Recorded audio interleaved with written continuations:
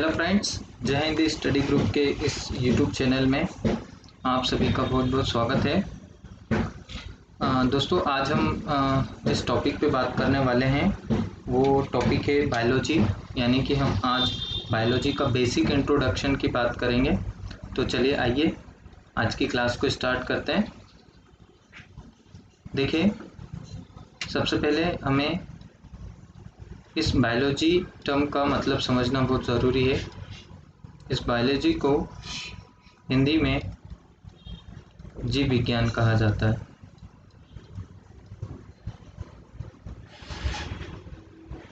Biology एक Greek भाषा का शब्द है जो कि ग्रीक भाषा के ही दो शब्दों से मिलकर बना होता है, जिसमें एक वर्ड है बायोस और दूसरा है लोगोस। बायोस का मतलब होता है लिविंग, यानी कि सजीव, और दूसरा है logos, it means to study, यानी अध्ययन करना। तो यहाँ पर बायोलॉजी का मतलब क्या हुआ? सर, बायोलॉजी जो है एक ग्रीक भाषा का शब्द है जो ग्रीक भाषा के दो शब्दों से मिलकर बना है, एक बायोस और दूसरा है लोगोस। बायोस मतलब होता है लिविंग, यानी कि सजीव, और दूसरा होता है logos, it means to study, यानी कि अध्ययन करना। तो यहाँ से हमको सीधा समझ में आ रहा है कि सर जीव विज्ञान विज्ञान की वह शाखा है जिसमें हम सजीवों का अध्ययन करते हैं। It is the branch of science in which we study about living organism, यानी कि बायोलॉजी में हम लिविंग ऑर्गेनिज्म या सजीवों का अध्ययन करते हैं। अब बात ये आती है यहाँ पर कि सर सजीव किसको कहेंगे, सजीवों की क्या क्या गुण होने चाहिए, ऐसे कौन कौन से कैरेक्टर होते हैं जो सजीवों को निर्जीवों से अलग करते हैं। तो यहाँ पर आप देखिए कि जो सजीव होते हैं, इन सजीवों की कुछ बेसिक कैरेक्टर होते हैं जो कि सजीवों को निर्जीवों से अलग करते हैं। जैसे सबसे पहली कंडीशन होती है रेस्पिरेशन की। रेस्पिरेशन का मतलब होता है श्वसन। मतलब हम सजीव किसको कहेंगे, जो श्वसन की क्रिया में हिस्सा ले। दूसरा न्यूट्रिशन का मतलब होता है पोषण, यानी कि भोजन ग्रहण करना, या तो स्वयं भोजन ग्रहण करे या फिर दूसरों पर डिपेंडेंट रहे। तीसरी प्रोसेस होती है या तीसरा गुण होता है डाइजेशन का। डाइजेशन यानी कि पाचन। देखिए, यहाँ पे हमने पोषण लिया, पोषण यानी कि हमने भोजन किया। भोजन किस लिए करते हैं? भोजन हम इसलिए करते हैं ताकि हमारी बॉडी यानी कि हमारे शरीर को क्या मिले, एनर्जी मिले। और एनर्जी तभी मिलती है जब उस फूड पार्टिकल का क्या होता है, डाइजेशन होता है। नेक्स्ट, फोर्थ कंडीशन या चौथा जो कैरेक्टर होता है किसी भी लिविंग ऑर्गेनिज्म का, वो होता है एक्सक्रीशन।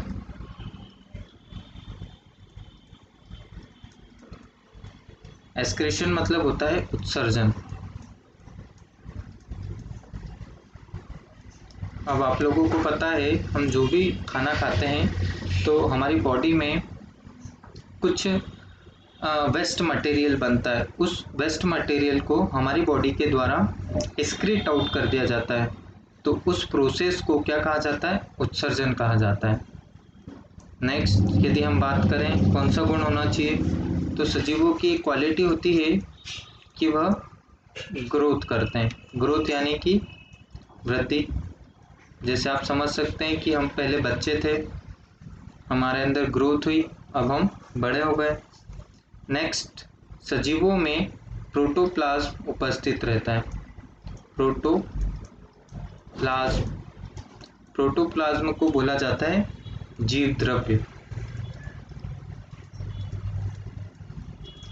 और ये जो जीव द्रव्य होता है, यही हमारे जीवन का भौतिक आधार भी होता है। इसे जीवन का भौतिक आधार भी कहा जाता है। नेक्स्ट, कौन कौन सी कैरेक्टर, कौन कौन से गुण होना चाहिए, तो एक हम पॉइंट लें तो 7 कंडीशन हो सकती है रिप्रोडक्शन की।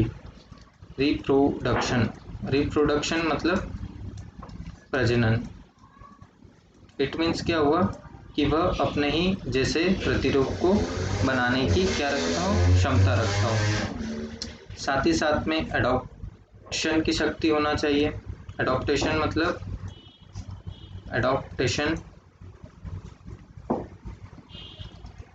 एडॉप्टेशन का मीनिंग होता है वातावरण में खुद को वातावरण के अनुसार ढालना। यहाँ पे मैं ढालना लिख रहा हूँ, मतलब खुद को वातावरण के अनुसार क्या कर सकता है, सजीव ढाल सकता है। तो ये कुछ बेसिक गुण होते हैं किसी भी सजीव के, जिनमें सबसे पहला आप लोग देख रहे हैं जैसा कि यहाँ पे लिखा हुआ है रेस्पिरेशन मीन्स श्वसन। मतलब सजीव हम किसको बोलेंगे, जो श्वसन की प्रक्रिया में हिस्सा ले। जैसे कि हम वातावरण से ऑक्सीजन अडॉप्ट करते हैं, श्वसन की क्रिया में हिस्सा लेते हैं। दूसरा न्यूट्रिशन यानी कि पोषण, भोजन ग्रहण करना, या तो हम भोजन स्वयं बनाएं या तो दूसरों पर डिपेंडेंट रहें। तीसरा होता है डाइजेशन मीन्स पाचन, जो भी हमने भोजन किया है उस भोजन के बाद जो भी हमारे शरीर में एनर्जी चाहिए रहती तो वो डाइजेशन के बाद ही होती है या आती है। और हमारे शरीर में डाइजेशन के बाद जो भी वेस्ट मटेरियल बनता है तो हमारी बॉडी क्या करती है, उस वेस्ट मटेरियल को एक्सक्रीट आउट कर देती है, जिस प्रोसेस को एक्सक्रीशन बोला जाता है। नेक्स्ट ग्रोथ यानी वृद्धि। नेक्स्ट प्रोटोप्लाज्म, जिसे जीव द्रव्य कहा जाता है। रिप्रोडक्शन मतलब होता है प्रजनन मीन्स अपने ही जैसे प्रतिरूप को बनाने की उसमें क्षमता हो।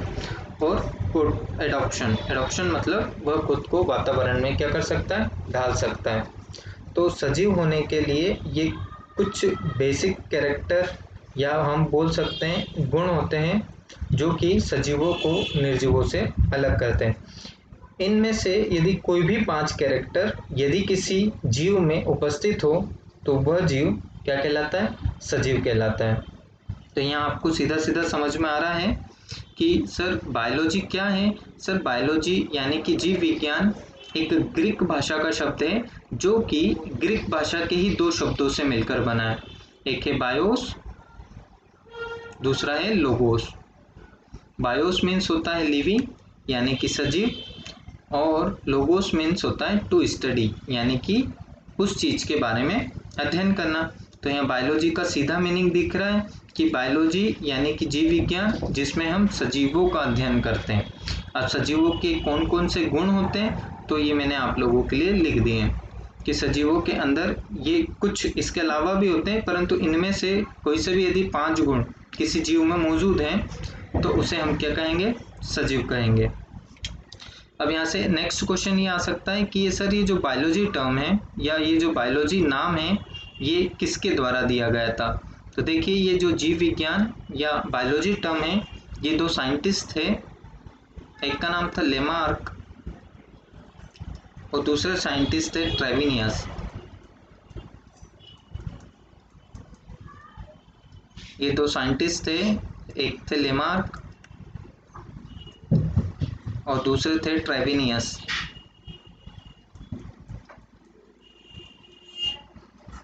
ये 2 साइंटिस्ट थे जिन्होंने 1801 में सबसे पहली बार इस बायोलॉजी टर्म को डिस्क्राइब किया था।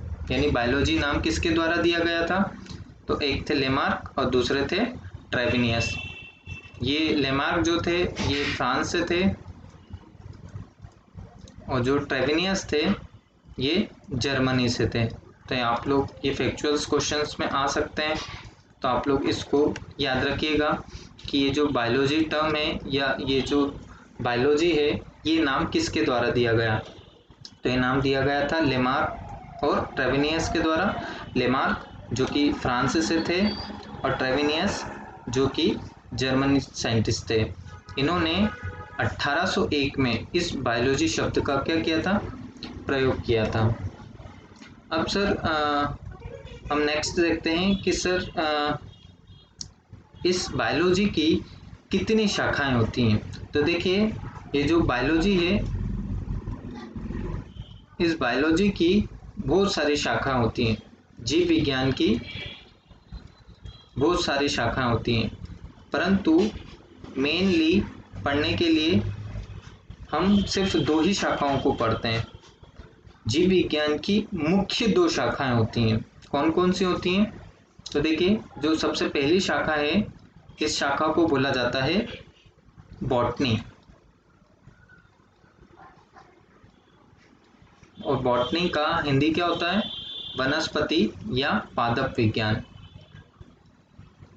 वनस्पति या फिर इसे कहा जाता है पादप विज्ञान। ठीक है, तो बायोलॉजी की मेनली कितनी ब्रांचेस हैं? तो बायोलॉजी की 2 ब्रांचेस हैं। सबसे पहली ब्रांच कौन सी है? तो सबसे पहली ब्रांच है बॉटनी यानी कि वनस्पति विज्ञान, और इसकी जो सेकेंड ब्रांच होती है उस सेकेंड ब्रांच को बोला जाता है जूलॉजी। जूलॉजी, इसको हम जंतु विज्ञान के नाम से भी जानते हैं। जूलॉजी को क्या कहा जाता है? जंतु विज्ञान। ठीक है, चलिए देखिए यहाँ से क्वेश्चन किस टाइप का आता है। बायोलॉजी यानी कि जीव विज्ञान। जीव विज्ञान में हम किसकी स्टडी करते हैं? तो सजीवों की स्टडी की जाती है। बायोलॉजी की कितनी ब्रांचेस हैं? तो बहुत सारी होती हैं सर, बट मेनली कितनी होती है? तो मेनली 2 ही हैं। एक है बॉटनी यानी कि वनस्पति या पादप विज्ञान, और दूसरी होती है जूलॉजी यानी कि जंतु विज्ञान। अब सर इस बॉटनी में हम किसकी स्टडी करते हैं? तो देखिए यहाँ पर जो स्टडी होती है, तो टू स्टडी अबाउट प्लांट, मतलब टू स्टडी अबाउट प्लांट।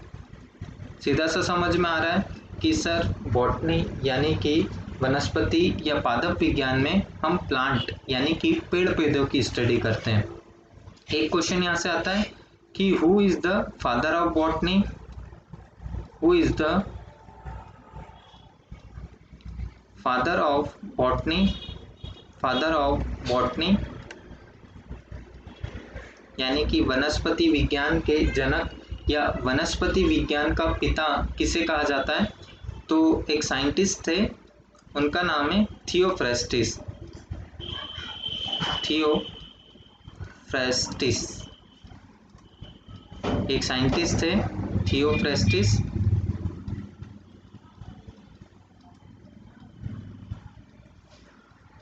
इन्हें फादर ऑफ बॉटनी की संज्ञा दी जाती है। अब यहाँ पर बात ये आती है कि थियोफ्रेस्टस ने ऐसा कौन सा काम करा जिसके कारण उन्हें हमने फादर ऑफ बॉटनी की संज्ञा दी। तो उन्होंने क्या करा था, एक बुक लिखी थी, उस बुक को बोला जाता था the historia of plantarum. The historia of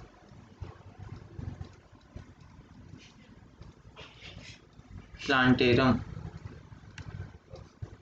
तो ये बुक भी एग्जाम में पूछी जा सकती है आप लोगों से कि the historia of plantarum book किसकी है। तो ये जो the historia of plantarum book है, ये किसकी है? तो ये बुक है थियोफ्रेस्टिस की। इस बुक में थियोफ्रेस्टिस ने 500 पेड़ पौधों की स्टडी करी। 500 पेड़ पौधों की स्टडी करना कोई आम बात नहीं होती। इतना बड़ा काम करा था जिसके कारण इन्हें फादर ऑफ बॉटनी की संज्ञा दी जाती है। इन्हें ही वनस्पति विज्ञान का पिता कहा जाता है।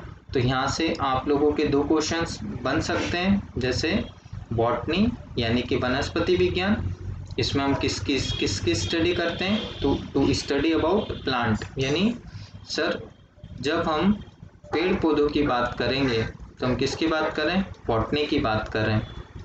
बॉटनी में किसकी स्टडी हो रही है? प्लांट की स्टडी हो रही है। Who is the father of botany, यानी कि वनस्पति विज्ञान के पिता किसे कहा जाता है?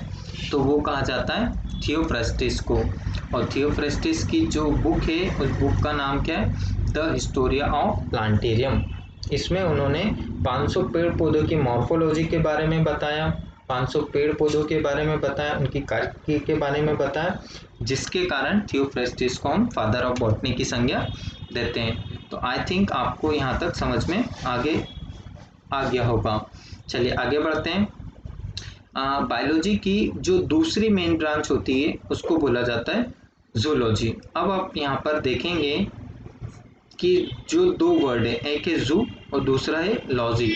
जू मतलब होता है एनिमल, आप लोगों ने देखा होगा जू गए होंगे तो एनिमल्स को।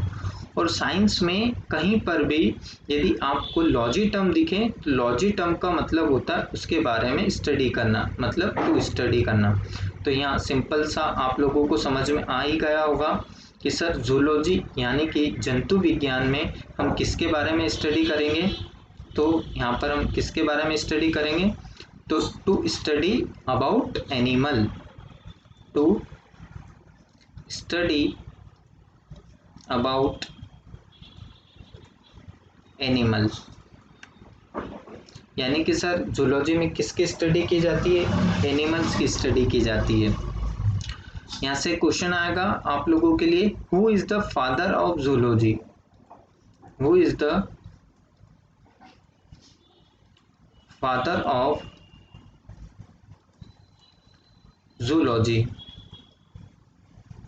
यानी कि जंतु विज्ञान का पिता किसे कहा जाता है?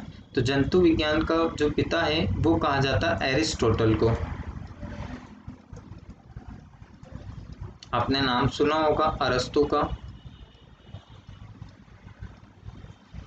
पता होगा आप लोगों को। ये जो अरस्तु थे ये सिकंदर के गुरु थे, सिकंदर महान, पता होगा आप लोगों को, इसने भारत पर आक्रमण किया था। तो सिकंदर के गुरु थे एरिस्टोटल, इन्होंने एक बुक लिखी थी, उस बुक को बोला जाता है the historia of animalia. The historia of एनामिलिया।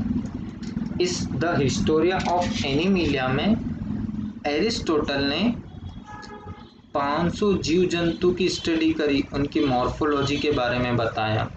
इतना बड़ा काम किया था जिसके कारण अरस्तु को हम किसकी संज्ञा देते हैं? फादर ऑफ जूलॉजी की। अब यहाँ पर एक क्वेश्चन ये आ सकता है कि who is the father of biology? Who is the father of biology? तो फादर ऑफ बायोलॉजी भी किसको बोला जाता है? एरिस्टोटल को बोला जाता है। एरिस्टोटल यानी अरस्तु। ठीक है, तो एरिस्टोटल ने देखिए 500 जीव जंतु की स्टडी करी, बहुत बड़ा काम करा, जिसके कारण हम एरिस्टोटल को father of zoology as well as इन्हें फादर ऑफ बायोलॉजी की संज्ञा दी जाती है। ठीक है दोस्तों, तो आई थिंक आप लोगों को ये वीडियो अच्छा लगा होगा। यदि आपको अच्छा लगता है इसी तरीके के, यदि आपको वीडियो और चाहिए तो इस वीडियो को ज़्यादा से ज़्यादा शेयर कीजिए, लाइक कीजिए, और यदि किसी प्रकार का आपको कोई डाउट हो तो कमेंट करिए। और आप लोगों के लिए आज का एक क्वेश्चन है, इसे आप कमेंट बॉक्स में बताइएगा कि प्रोटोप्लाज्म जो हमने पढ़ा था जीव द्रव्य,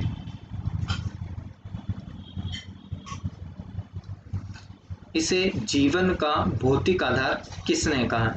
जीव द्रव्य प्रोटोप्लाज्म को जीवन का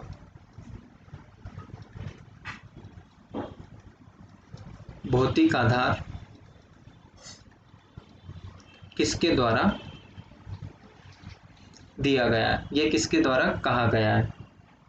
ठीक है, तो चलिए, जय हिंद।